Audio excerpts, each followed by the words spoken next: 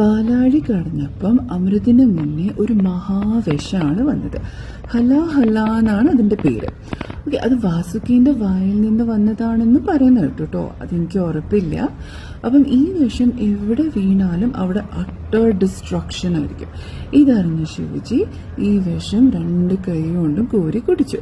പക്ഷേ ശിവജിക്ക് എന്തെങ്കിലും ആവുന്ന പേടിച്ചിട്ട് ശിവജീന്റെ ഭാര്യയായിട്ടുള്ള പാർവതിമ ശിവജീന്റെ കഴുത്ത് പിടിച്ചു.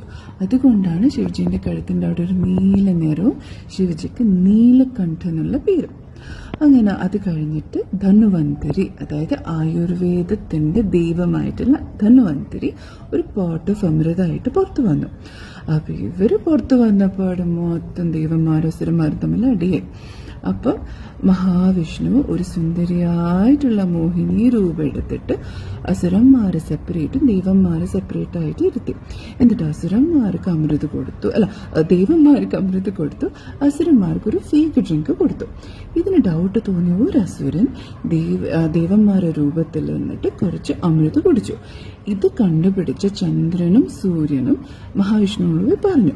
മഹാവിഷ്ണു സുദർശന ചക്രം കൊണ്ട് ഈ അസുരന്റെ കഴുത്ത് വെട്ടി. അങ്ങനെ കഴുത്ത് രാഹു, എന്താ പറയുക, ബോഡി കേത്തുവായിട്ട് നമ്മുടെ ജാതകത്തിലൊക്കെ പറയില്ലേ, അതാണ് രാഹു കേതു.